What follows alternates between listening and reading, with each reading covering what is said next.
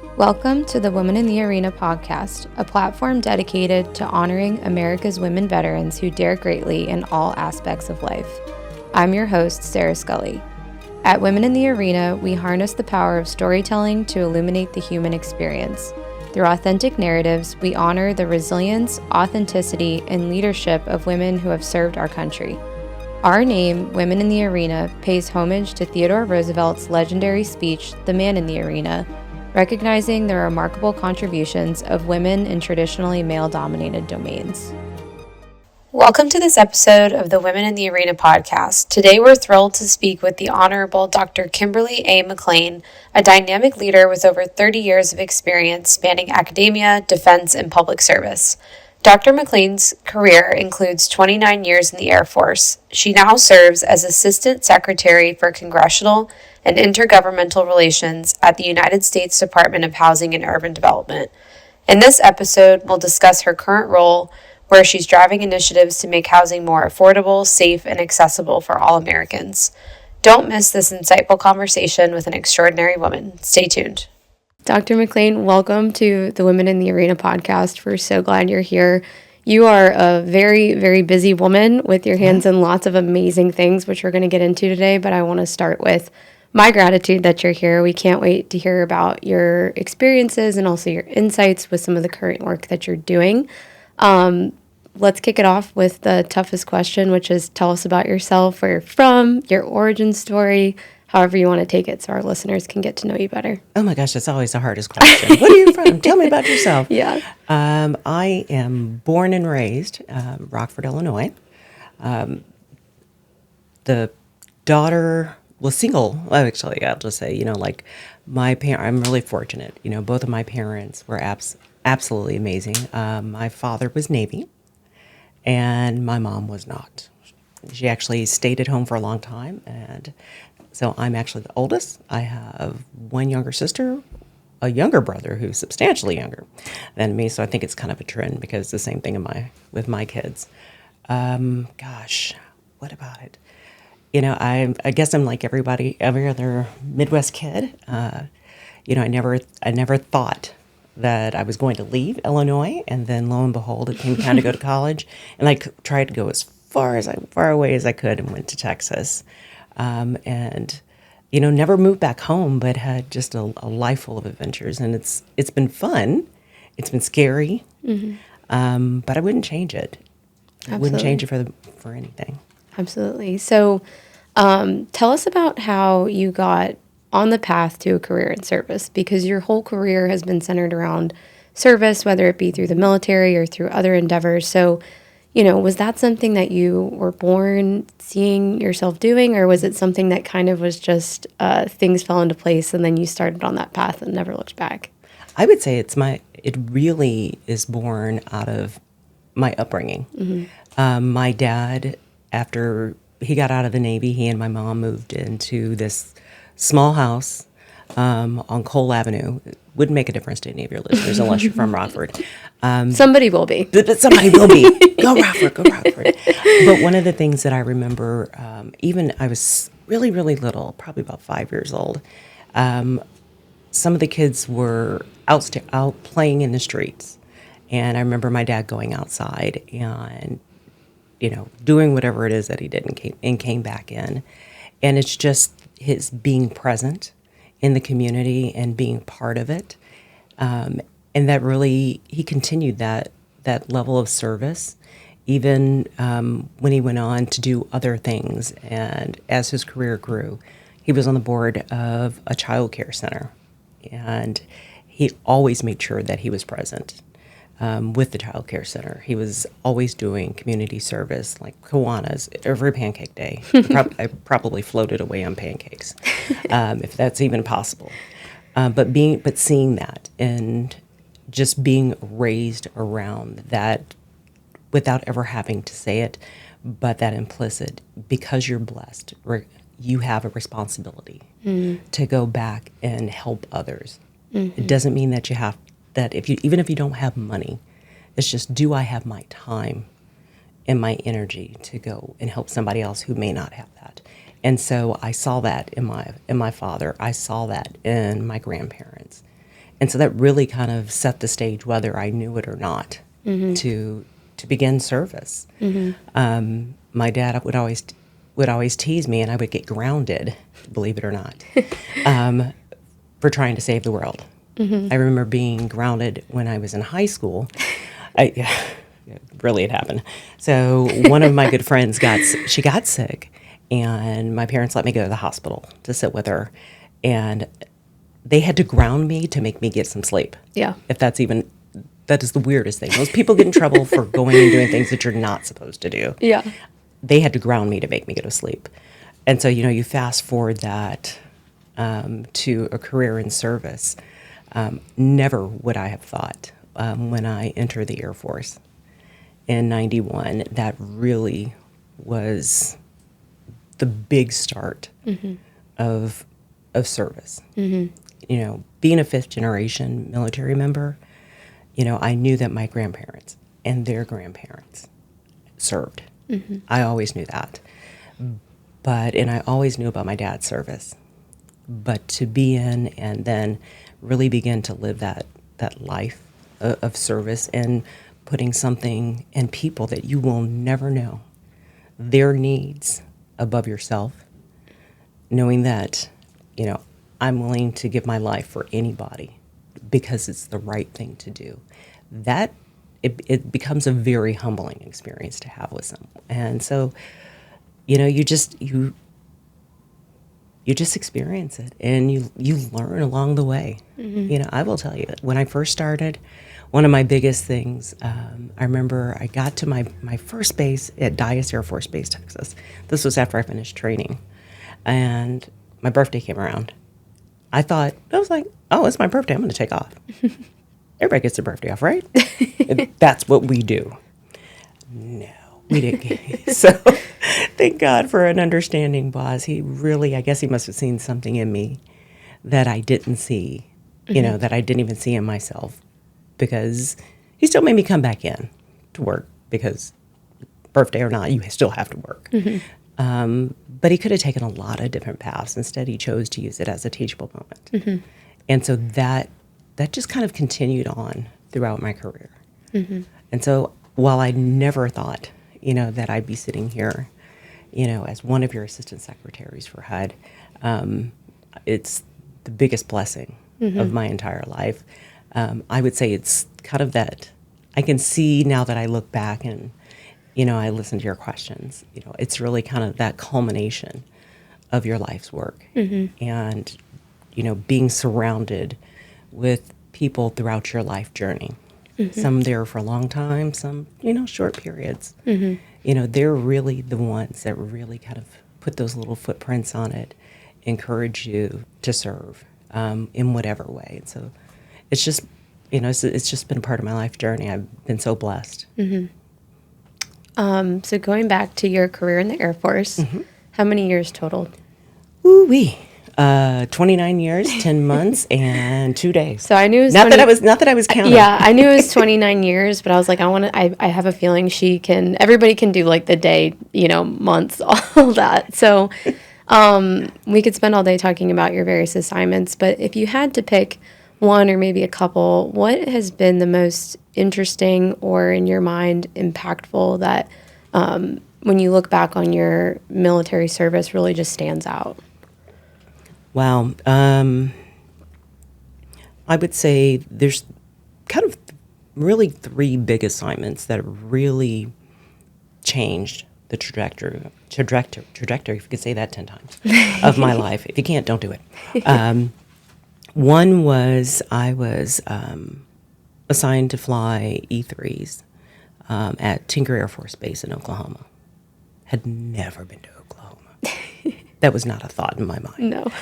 It's a wonderful place. Oklahoma City is a wonderful place. Wonderful people. It's just a really warm community, and it's grown so much over the years. But it's through that assignment that I had the opportunity to grow and learn so many different things. I learned the value and the power of saying yes, even when you get things that you're like, I have no idea. I don't know anything about passports, but I'm going to go do it. one, because you got assigned to go do it. Yeah. But two, it was something new. And so I kept saying yes at that assignment. And I think that really laid the foundation for all the things that I've done throughout my career.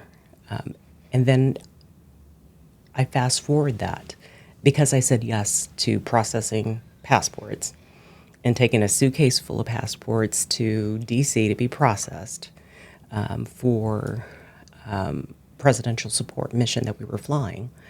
That really opened the door to me working international affairs for the Air Force. Again, hadn't worked international affairs before, but the next thing that I knew,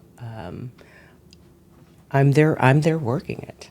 And it's because I didn't say no, I said yes. And all of a sudden now I'm meeting with our partners from across the world. I'm going to countries that I never thought, that I'd be going to. Like, I'm going to Morocco. I would never have thought about that when I'm sitting, at home in Illinois, that I'd be going to Morocco and getting a chance to see some of the oldest mosques, getting the chance to be in the room where world leaders are having a discussion about how do we work together, how do we work by, with, and through one another for our mutual interest. And so, I look back that just saying yes to that really made a difference in my life and all the things that I've experienced, because it just opened one door after another. The same thing on the congressional side. My first job after I left Tinker was not the international. It was actually coming up and working here in DC at the Pentagon, working what's called SAF-LL. So that's Air Force Legislative Affairs without any acronyms. I had no idea. The first time I got there, I was like, you want me to do what? With whom? And, I remember walking into the congressman from Alaska and seeing this big, animal head mounted on the wall. I was like, whoa. And, he's a huge taxidermy guy. Yeah. And so that was one of my, first office calls, taking somebody else up and guiding them through their experience, and it was kind of like the water hose effect. You're just drinking and drinking and drinking. And you're taking in so much, and you're like, I don't know if this was a good idea. You really want me to, educate and inform and tell the Air Force story? Because it's really what we do from a government perspective. We don't lobby. That's not what, government agencies do. But we do educate. We educate them on, this is what the Air Force is doing. If we're talking about the Air Force, this is why we need the things that we need them. This is the impact if we don't get them. And here's the story. Here's all the wonderful things that the Air Force is doing. And here's how we want you to be our partner. We hope that you're our partner. And so it really begins that storytelling process. But taking that job, again, I was volunteered. So that means my commander volunteered me, but told me that he thought there was something I needed to go do. And again, just somebody who saw something in me, something that he knew I needed to experience. And just out of that experience, I went back 4 times to Air Force Legislative Affairs, whether it was in my military capacity as a reservist or in my civilian capacity as a public servant. And so it's just really been one of those that I transformed how I thought about government. It went from, what are they doing, to much more of a nuanced and critical way of looking at things, because things aren't black and white. When you look oftentimes at the decisions that the leaders of our country are faced with, some of those decisions are just really hard decisions. There's no perfect answer. Sometimes it's, okay, here's all the options that you have. None of them are good, but you make the best that you can that will minimize the impact. So where that took me was from saying, what are they doing, to this is the reason that we made the decisions that we made. And being, comfortable in that space in saying that and being able to articulate that back to my peers, to leaders, to Congress, and even really to our family, because believe it or not, most people don't get into that outside of the Beltway, unless you're in politics, which my family's definitely not in politics. Yeah. So I think that was the other just really transformational time, and opened doors to just so many other things, to including the job that I have now. Mm-hmm. Yeah. It is a really interesting thing to think about, how it's so easy to be critical on the outside, but until you're getting your hands dirty in that work, you truly can't appreciate the, like you said, just the complications or considerations or tough decisions that are made and all the things that go into making them. I want to backtrack a little bit to your career internationally. What regions did you focus on the most in your work during that period of time in your career? I primarily focused on Latin America, primarily Brazil, and then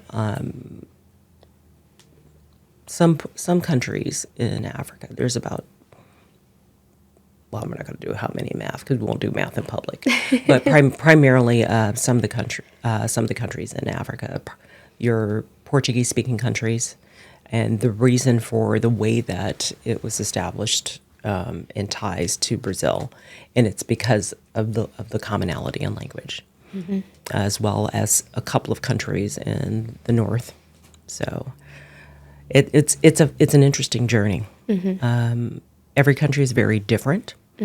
And one of the things that every culture is different, but one of the things that I've found is everybody really is just looking to have the best life possible. Whether you're in Nigeria, I was fortunate enough to go to Abuja, or, whether we're talking about Pretoria, South Africa. Well, people go about it differently. Right. The common thread is just how do we have the best life possible for the people who live in our countries. I when people ask me about Africa, they're like, it's Africa. I'm like, no, it's the continent of Africa. Because what you experience when you go to Morocco, the culture, the languages, is not going to be the same if you go to Madagascar. It's not going to be the same as if you go to Senegal.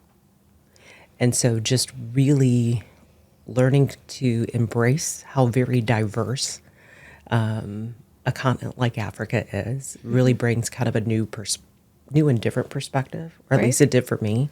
When I come back here to the States, because we're born out of being a very beautiful, diverse country. I mean, we're born out of people coming from all over the world. No other country's like that. And that, that is something for us to be able to celebrate. That's what makes us unique. That is our strength. It's strength and beauty. I would love to know your perspective on, like you said, Africa, the continent. It is a massive part of our world. It's incredibly diverse. There's a series of challenges that are being faced across the continent with governments trying to build themselves, building stronger economies, some threats of terrorist networks in certain regions. And I think that a question that a lot of Americans and even service members may ask themselves is, what is the relevance for the United States to maintain a constant presence and relationship with some of these nations, because we find ourselves focusing on either the countries we trade with the most or the ones that are those, top 3 threats to our national security. And I would love to know your perspective on this, being that you spent time there and you have that really intimate understanding of that part of the world. One of the things that I would say is that everywhere matters. We are an interconnected global society.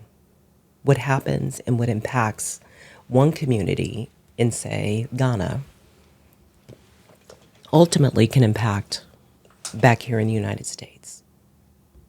And so as we look at the challenges that various countries are experiencing across the world, the continent of Africa, those are still some of the same challenges that we're experiencing here in the United States. How do we have quality education? How do we have quality housing? Water security. How do we ensure that the water that we're drinking is safe? We saw that in Flint, Michigan. And so where you think that, it doesn't matter what's happening in another part of the country, it really does. Because some of the same people who are living in Ghana, they have family members who live here in the U.S. The same, just as Sierra Leone, Senegal. You can just go down the list. And so really knowing that we're potentially impacting a family's life, that is the part that's really huge. And just understanding the same terrorists that we see there in other countries are here, whether they're domestic or whether they're transnational, all of those things are still here. And so though it's less of about how different are we, but instead, how can we work together as a global community to ensure that the terrorists that try to reside in pick a country, those same terrorists, those same threats don't permeate across the globe. We are globally connected. The domestic, it's the same way. If you see domestic terrorism in London, you go, oh my gosh, that's horrible. That's still the same thing here. That maybe different actors, the ideology behind it may be different. It may be similar, but those threats are still the same. And so talking to one another about how are you dealing with it? The same way we talk to our friends. How are you dealing with this problem? This is how I'm dealing with it. Well, that helps everybody at the end of the day. So that's why we care. Thank you so much for that. And, I think that, like you said, drawing our similarities and interconnectedness is incredibly important. Moving forward, so after your career and your time in the Air Force, you worked for the VA. I did. And I'm always so interested hearing the perspective of veterans that work for the VA. Mm-hmm. I think when we're in, it's very easy to have this kind of, harsh criticism of the VA and wanting things to be better. But the work that they do is so incredibly challenging, and the volume of people they're serving is so incredibly challenging. So I would love to hear your perspective on how military service impacted your time at the VA, some initiatives that you worked on, and perhaps hopes for the future to continue to improve the VA and how the VA is serving service members. Well, I will say I was shocked when they asked me to come work at the VA. I was one of those people, again, just completely blessed. I get a phone call from the Biden-Harris transition team. Had no idea that they were calling me. I was like, I don't know who these people are. This is really weird. Yeah. And I'm not answering that phone. All the things that that go on in your mind. And I'm like, I don't know. So I finally answered the phone and I called back, and they presented the opportunity with me. And, first, how could you say no? And then how could you say no to the opportunity to serve your fellow veterans, mm-hmm. to fellow service members, their families, their caregivers, their survivors? It's not a tagline. It's one of the greatest experiences that you didn't know you needed to have mm-hmm. until you have it. Mm-hmm. When I walked in, I didn't know anything about running a hospital system. And VA, I think I'm still not a hospital administrator, but I know a lot more about how hospital systems work, and more importantly, the love and the pride that every single person that works at VA puts into the work that they do. It means something to them. I think some of that, it's interesting. You hear the stories, but the reality, and unfortunately, some things have happened. But I've seen over the course of these last 4 years, and definitely, over my time, how dedicated the current team who I worked with is to ensuring that they're doing the right thing by veterans every single day, even if it's hard. I think one of the hardest things for us was getting the PACT Act passed. And if you're not familiar with the PACT Act, that's just making sure that if you were exposed to toxins, that the VA will provide the care for you. There's a lot of us, who've deployed, and you don't really realize what was out there at the time. You end up with the dry coughs or a bunch of other things that have gone on with our veterans, and you don't know it, and it's been studied and studied and studied again, and we're still learning more every day. But just the fact that we were able to get the authorization to really be able to take care of our veterans, be able to address the health issues, be able to ensure that they're getting the benefits that they need. That, when that bill was signed, I was sitting on the in the front row, well, front side row, because the secretary and the deputy secretary and the chief of staff were sitting in the front. But I was sitting there to the right, and tears just started coming down my face, because we worked so hard as an entire team. It was an effort by, the people in the hospitals is saying, here's what we're seeing. The people on the benefit side said, here's what we need on the benefit side of the house. Here's what we need on the mortuaries, which is for our veterans who passed. And then, just getting that feedback from the veteran service organizations, from the people in Congress, whether they're staffers, whether they're members, and putting that all together. It was amazing to be able to see just the amount of love that everybody put into it, because we all knew. No one would ever know that all the people behind it that made it happen. It was really heartwarming to be able to see that I made a difference in somebody's life. And so that, I think, was probably one of the most impactful things that we've done. And, the list, goes on and on. My hope and prayer is that as we continue to move forward, regardless of who's in office, that we as a nation continue to focus on how do we take care of those people who made the conscious decision to put their lives above all of us,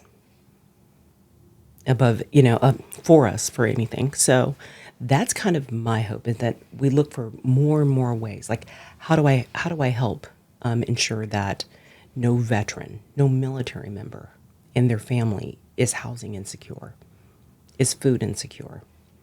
How do we work as a whole of government, regardless of the agency that we're in? VA can't do it by itself. Mm-hmm. But if we say, okay, VA, here's VA's part. Here's what we can do there. Here's how we can make sure that we expand the access to care, whether it's partnering with someone for childcare, or if we're a spouse or a caregiver, how are we making sure that caregiver and the spouse gets the support that they need so that they can go get the treatments, that they can get that downtime, whether it's just counseling services. Sometimes you just need somebody to talk to. And, those lists go on, but how do we take the resources that the VA has? How do we couple that with the resources that, say, the HUD has, that Health and Human Services? How do we, again, bring it all together so that our military members, their families, the veterans who've served, even if it's one day, that they are taken care of? That is the promise that we made to them when they signed on the line. We owe it to them to continue to work hard and to continue to fight hard, to figure out new ways to be able to do it. Mm-hmm. That's just, it's our responsibility. Mm-hmm. You brought up a good transition for us for HUD and your current role. Tell us about your current role that you're in now, which you entered into after your time at the VA. Well, so right now I serve as the Assistant Secretary for Congressional and Intergovernmental Relations. And in simple terms, that means that my team, which is absolutely amazing, we work with all elected officials across all different levels. It is an absolutely, it's been an absolutely unique and wonderful experience for me. We pride ourselves at HUD that saying that we're the mayor's agency. And the reason that we say that is that, we can do all these wonderful things at the federal level. We can come up with all these great ideas. But it's our mayors, it's our governors, our mayors, our county executives, our local officials that are actually implementing those good ideas. Or saying, on a piece of paper that looked like a really good idea, but in implementation, it doesn't work the way that you thought.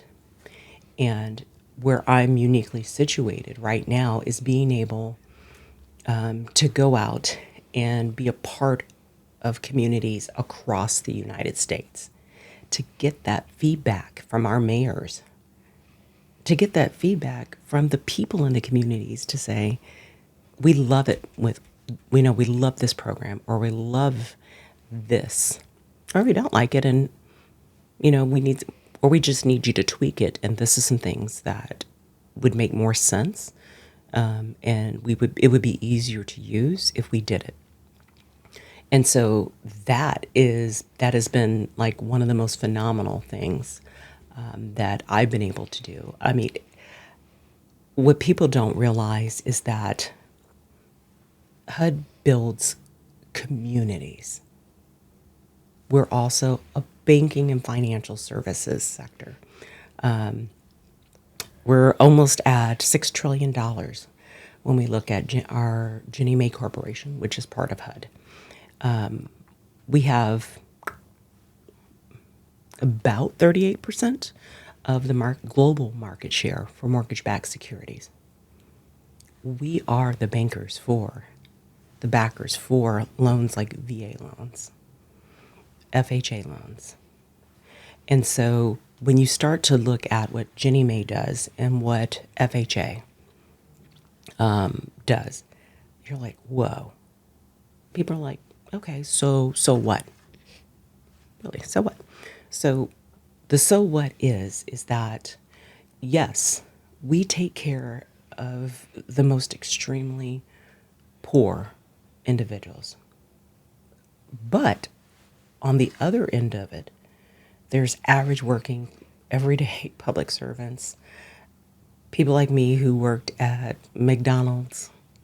I was really good fry maker. Didn't do well on the whole grill thing. That didn't work out for me. Or I work at Hardee's or work at a hospital that want to buy a home. Right. And so that's the so what. That's what your HUD does for you. But it's also the people on the other end of the spectrum who are investors.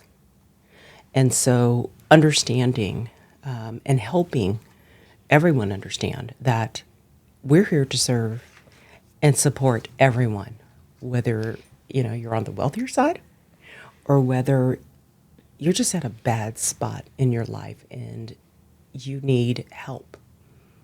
Everyone deserves, I'll just kind of put it in more positive spin. Everyone deserves a quality, decent place to live in. No one should ever have to wonder where they're going to lay their head at night. Life is going to happen to each and every one of us at some point, whether, a medical bill happens or you're a college student and you're like, dude, I can't afford to live in the dorm and go to class. So I'm going to live in my car and then eat in the dining facility. Or you got overwhelmed and, catastrophe happened. So all that's to say is that life is going to happen to each and every one of us. If it hasn't, it's going to. And so that is where it's my responsibility in being able to tell that HUD story, to tell the stories of the people that in the communities that I meet when I'm on the road. It's to be able to, even if I can't do anything for you to know as an individual that I see you and I care about you. I was in San Francisco meeting with, had a chance to meet the San Francisco delegation. I'll keep it simple like that. And I went to a facility, an apartment, and it was supportive housing. There was a lady, I came down, gazillion people around me. I come down the elevator, and there's a lady sitting in a chair right as it came out. She was just upset. She was an older lady. And, everybody's, trying to rush past, and it's okay. And at that moment, I literally just stopped and just talked to her. She just wanted someone to see her, to say, I understand. I couldn't change how she was feeling. I couldn't change the challenges that she was facing at that moment, but knowing that someone cares enough to at least stop and see you and talk to you at that moment, it doesn't get any better than that. And so, all those things are important as we look at how we approach humankind, how we approach every aspect of our life. We were in, let me not get it wrong, Southeast DC this week at Horton's Kids. They were like, you sure you want to go there? I'm like, absolutely, I want to go there. It's, it's a community. Yeah. And they are doing some of the most amazing things with the HUD funds that they've received, the grant. And it's helping kids have a place to go after they get out of school. Mm-hmm. So I sat there and made straw musical instruments with grade school kids. I think they were probably 6, 7 years old. And, at first it was, ooh, these are not working. I'm like, yes, it is. Let's keep trying. But the next thing you know, the hugs are flying, the high fives are flying, the pitch of the little musical instruments are flying. And what initially started out as kids being really like, oh, who's this person, coming over, was, oh, you got to go. I got to show you my instrument. Let me show you this. Let me show you that. And it's that kind of being present in society, being present in communities. That is what working for HUD means for me. Mm. It's really the ability to show the world, tell the stories of the little kids making the horns out of the straws, simply because they won a competitive grant to be able to make a difference in the Southeast, not Dallas, goodness, Southeast DC community. And those stories go on and on. That's what our taxpayer dollars are doing. Could you imagine if we didn't, if the grant money wasn't available. So thank God Congress, has made that kind of those kind of funds available. But could you imagine if that hadn't happened? Where would those children be? And I would argue that it's not those children, it's our children. Mm-hmm. It's our children of the United States. And so we want each and every child to succeed, to have the best opportunity possible. And that is what we do. And so by going around the country, meeting with just people like us every single day, and their community leaders and their elected officials, and then bringing those stories back. So when someone asks me, why do you need that? I'm able to talk about the lady sitting outside the elevator who just needed someone to sit there and hold her hand. I'm able to talk about the kids in Southeast DC who he sat there and made straw musical instruments. Those are the stories of what we are doing and why we do it. Those are the lives of our community, the community of the United States. And it is an awesome responsibility to continue to tell their stories so that it's not just a dollar figure. It's not a number of grants. It's not just a press release, but that these are real people. These are our people in our communities. So I love that. And I really like that you pointed out that the work that you're doing is so community specific. And I would argue that housing is one of the most complicated issues to tackle in our country. It's top of mind for voters. It impacts, when I think about what makes somebody successful or healthy or happy, it's roof over your head, food in your belly, and probably access to education and opportunity would be the three.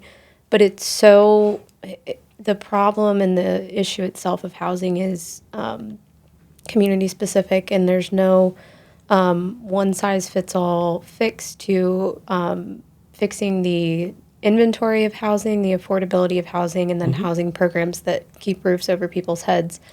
I would love to hear a time or a community or a region that you've seen that is kind of getting that right. Because I think it's, we talk a lot about what's wrong, but what's going right, and some instances that you've seen a community get ahead of that problem or maybe even fix it before it becomes, such an overwhelming problem for that region of the country. I think there are a lot of communities, a lot of cities around the U.S. That are getting it right or doing their best to get it right. We didn't get here overnight in terms of not having enough supply. It's a multifaceted challenge that we all face. But one of the things that I saw just recently, I'll use my recent trip, I went to Texas. So I had the opportunity to go to West Dallas. A little bit of background on West Dallas. West Dallas, for decades, was one of the worst places to live. People were like, oh, you don't want to go to West Dallas. A lot of the old, what people stigmatize as public housing and what it looked like, it didn't have the care. People living in the community didn't necessarily have the same type of amenities and resources that you would see in other parts of the city. I went back there 2 weeks ago now and had the opportunity to celebrate the opening of apartments that they were as part of a community. So it's a planned community. And by I say that, you have market rate homes, you have townhomes, single family. This one happens to be a multifamily unit. And they were affordable homes. They were homes that people like my parents, who were an electrician or a teacher, our salaries were not huge, but you could afford it, and you weren't house poor. And to see the transformation of that community and the amount of pride that they had on their faces, knowing that, yes, we had a community that we finally said, no, this is not how we want our community to be. And they came together, and seeing the fruits of their labor was absolutely phenomenal. Absolutely phenomenal. Beautiful. It was a groundbreaking, so haven't seen it in its fruition, but seeing some of the townhomes and the multifamily homes, the green spaces, that's part of our social determinants of health. But seeing the amount of pride that the community, people who lived there before, that they had in knowing that they fought for, they planned, they partnered, and now they're bringing additional affordable homes back into their community, and that this is just the beginning. It's not, no longer are they having to worry about, are my green spaces, are they healthy for the kids to play in? Do we have those green spaces? But instead it's, okay, what kind of stores, what retail do we need? People want Whole Foods. They want Starbucks. If you like Starbucks. All those sorts of healthy things that grow healthy families, healthy communities, healthy individuals. And so I would say that West Dallas is just one of many communities across the United States. They are getting it right. It takes time. It takes a whole of government commitment, which, President Biden and Vice President Harris committed to doing, and they've done throughout the last 4 years. It's not a politicization. It's just the fact that, going back to my first statement, everybody deserves to live in a clean, healthy home, in a community that can support all of their needs so that they can live their best lives. That is our responsibility, as, just a human being living in this world together with one another. How do we take care of one another? And I know that HUD has done a lot of that. We've done that through our office of lead in healthy homes. So it's making sure that if you have cities that have lead pipes in their communities, the lead in pipes causes a lot of issues for children. So how do we remediate? You'll never get all of it out, but in partnership with EPA, we're working with communities to make sure that they have the grants to be able to do that. It's looking at, if I'm a brand new, if I've gone to college, and I have student loans. Gosh, that's just a lot. So I'm renting. So now I'm paying my student loans. I'm paying them on time. But I'm renting because I can't do anything else. So what HUD has done under the leadership of President Biden and Vice President Harris has said, okay, if you have a positive rental history, if you're paying your student loans on time, then we can work with you we can use that as part of your credit history in qualifying for an FHA loan. Now, obviously, that's one component, but what a huge component if you know that you're renting, if you know that, hey, I'm paying my student loans on time. A lot of us out there have them. That's a huge burden lifted off of a lot of folks. Our down payment assistance programs, that's out there and available for people, our first-time home buyers. One of the other things that we've done to make housing affordable is the mortgage insurance premium. We cut our mortgage insurance premium so that it decreases the amount of what that mortgage is going to look like. I mean, I don't know about you, but like I got my first mortgage. I was like, whoa, this is like giving away my entire life. Yeah, it's a scary. It was the scariest moment of my entire life. That was me last year. I was like, I'm signing my life away. Yeah. How much is my insurance premium? Yeah. But, even just being able to bring that down, it makes a difference. It absolutely makes a difference. So those are the kinds of steps that we're doing. We hope to continue to do more in the coming years. And we're always open to ideas and suggestions. No one person has the corner market. No one agency has a corner market on how to tackle this issue. But it goes back to how are we all doing it together across all levels? How are we looking at and working with local county officials and governments? How are we looking at our zoning? Because zoning makes a big difference. If your zoning laws tell you that you can't put an apartment complex, even at market rate, in an area that's all homes, well, then now you're not able to get after that supply challenge, and then it makes your existing supply cost more.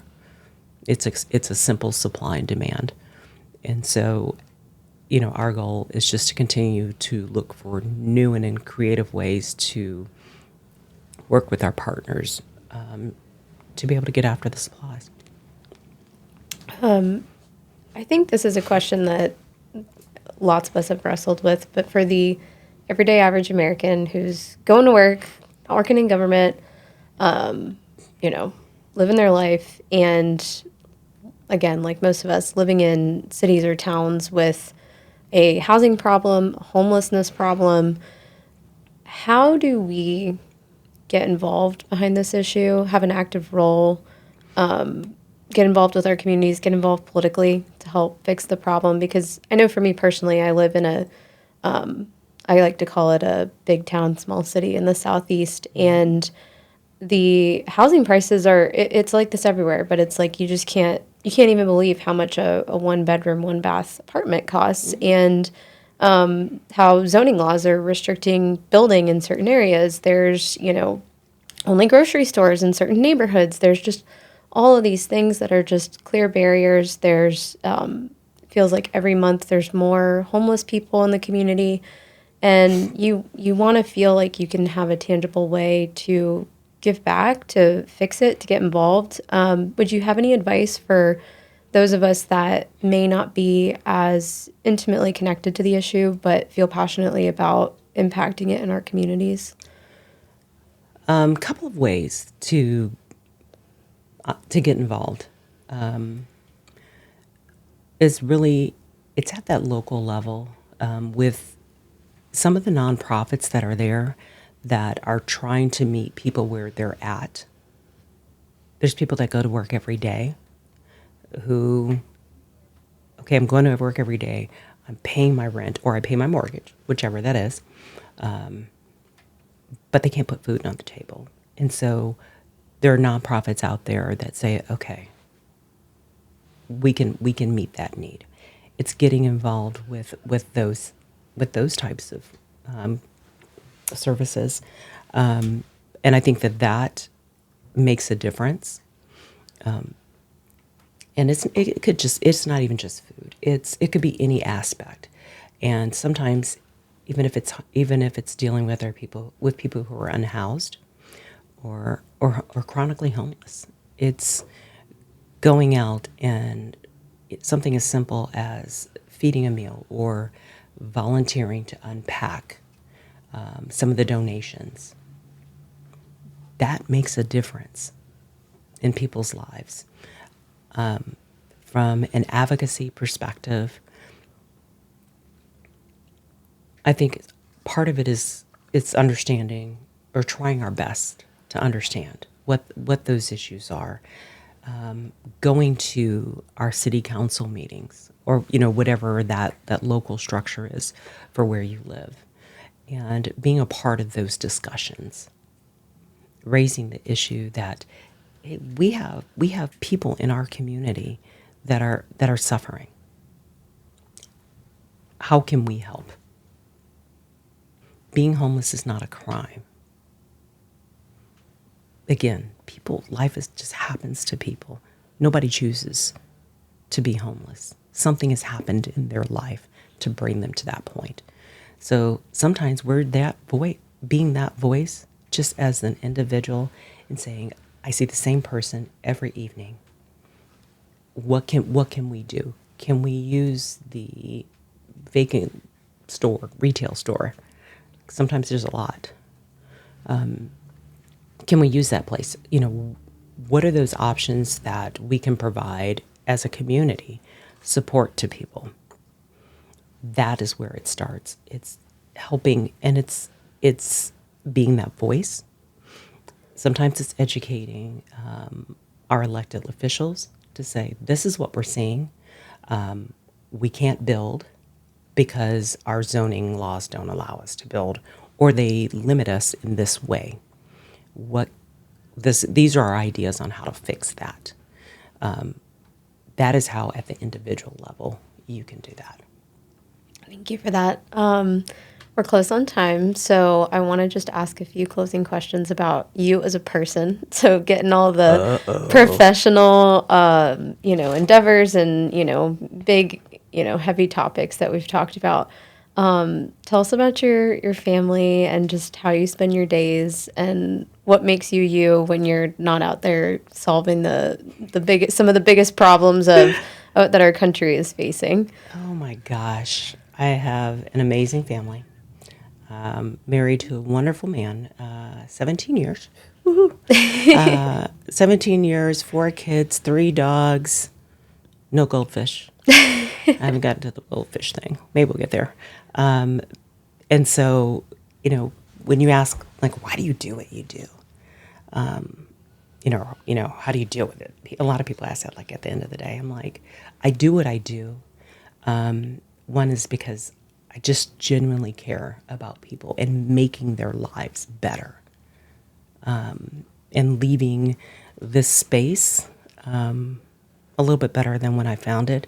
But it's also for my children, and ensuring that, one, I'm leading by example, and that I'm being that change that I'm trying to instill them to be in the world. And sometimes, it's not just by our actions, because kids watch everything that we do. Every adult. Trust me, there are things I wish they wouldn't watch. They're like, oh, you said. So all this to say is that's kind of the big why behind it. So it's being the change. Gosh, what do I do when I'm not at home? I love to read. It is one of my favorite things to do. I love Christmas movies. So I'm the person who watches Christmas movies in July, and then I take a break in like August and September. Do you mean like the classic Christmas movies or like Hallmark? Hallmark. Oh, amazing. Oh, come on. Come on. Hallmark classics. I love the classics. Yeah. And, like White Christmas and like all of those.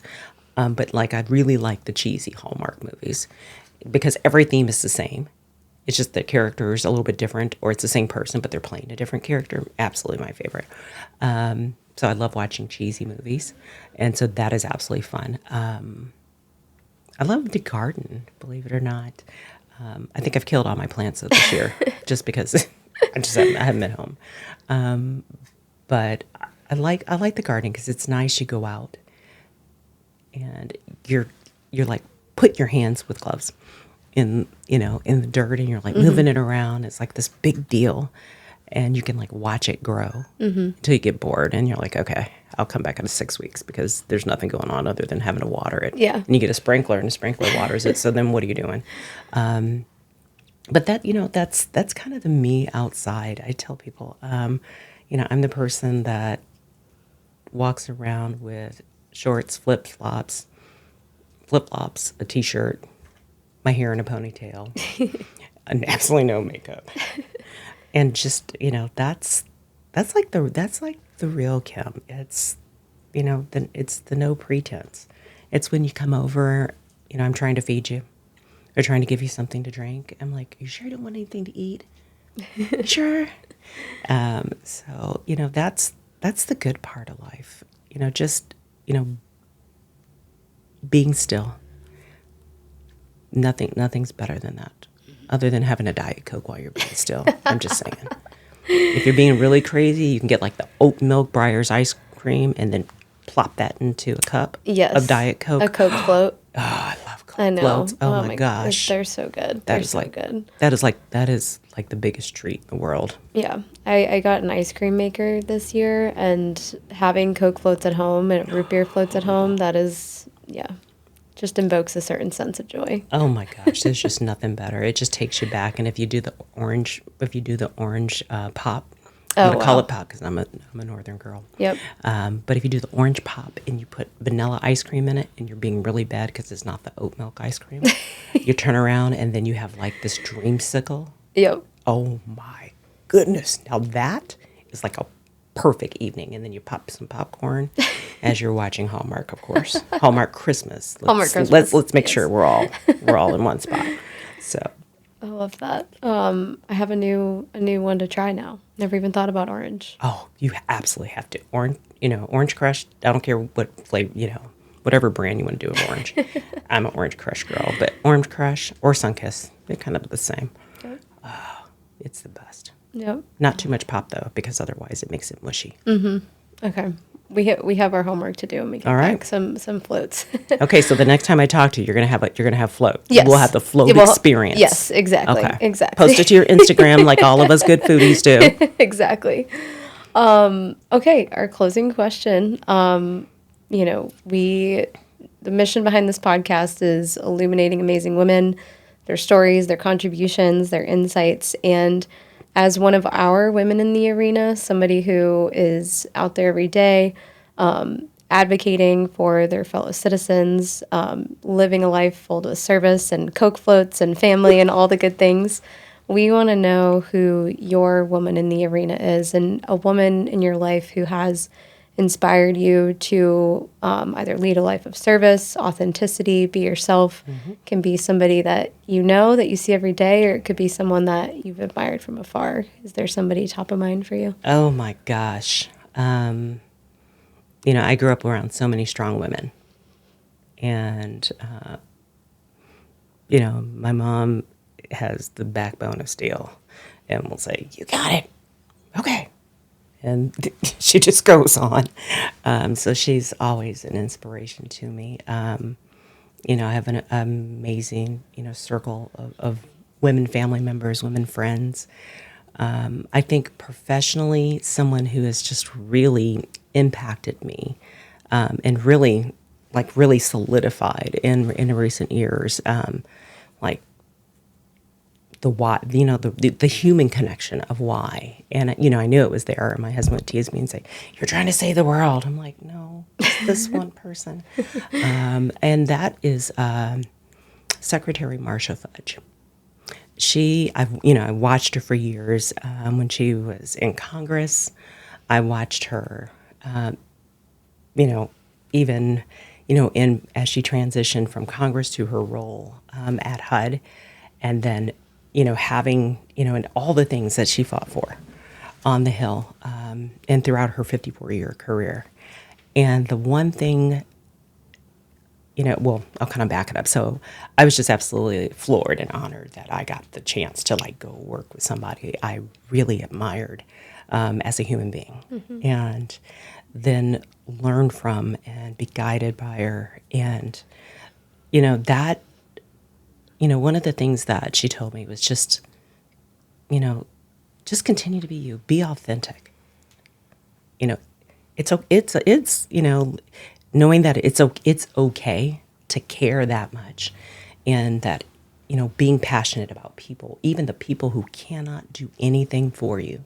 While that's always been who I was, just really seeing this amazing, accomplished woman live her truth, live that out each and every day. And it factored into every decision. It factored into how she engaged us one-on-one, how she guided each and every one of us. It's amazing. It's an encouragement as a leader, but I think as a woman, it's you don't have to accept being splained, whether it's woman's splained, man's splained, person's splained, whatever splain you have. It's okay to be decisive. It's okay to use your voice. It's okay to go after the things that you want, unapologetically. But while you're doing all of those things, don't forget that people matter. How you treat people matters. That there are people, you don't know their stories. You don't know what's going on when they're on their way to work, why they're late, whatever that is, while they're just, having a moment. Being gracious enough and humble enough to know that those people matter. That you have an amazing group of people around you, and surround yourself with those kinds of folks that are smarter than you, that come from different disciplines. So even though you may have worked in that space, you hired them because they were good and you had confidence in them and letting them do that. And that doesn't diminish you as a leader. That doesn't diminish who you are as a woman leader. In lifting other women. If you don't see another woman at the table, if you don't see a diverse group at the table, look around. What voice is missing? And it's not just bringing them to the table, but it's bringing them into the conversation. It's setting them up for success for whatever that future thing is that they want to do looks like. It's ensuring that when you walk away, that next person is set up for success. It doesn't diminish you. It doesn't take away your shine, as people say. It's okay to let other people shine. Yeah. And she did it with such grace, and she still continues to do it with such grace and poise. And, I'm very blessed to know her. I'm very blessed to have worked up underneath and learned and been guided by her.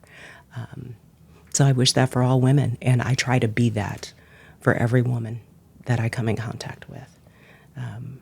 So, I don't know how to say no. So if they say, can I call you? I'm like, can you come on my podcast? Yeah. And I'm going to say, yes, I can. So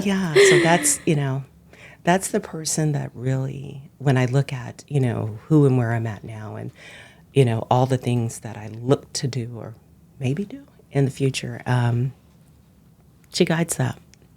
She's been kind of that focus for me, whether she knew it or not. What a beautiful answer. And I would venture to say that many would say the same things about you. So it sounds like you're continuing that legacy. Well, Dr. McClain, thank you so much for being on today, squeezing us into being all over the country, just solving problems, being, where Americans need you. We really appreciate all the work you do, and we're so excited to share your story with our listeners. Oh, well, thank you. I appreciate it. I love it. I can talk to you all day long. So thank you so much. I really do appreciate it. Of course. The Women in the Arena podcast is powered by Iron Butterfly Media, a production company committed to honoring the lives of women who have had an unseen and outsized impact on our world. We hope you've enjoyed this episode. If you have a woman who you would like to nominate as a guest, please shoot us a message on our social media platforms.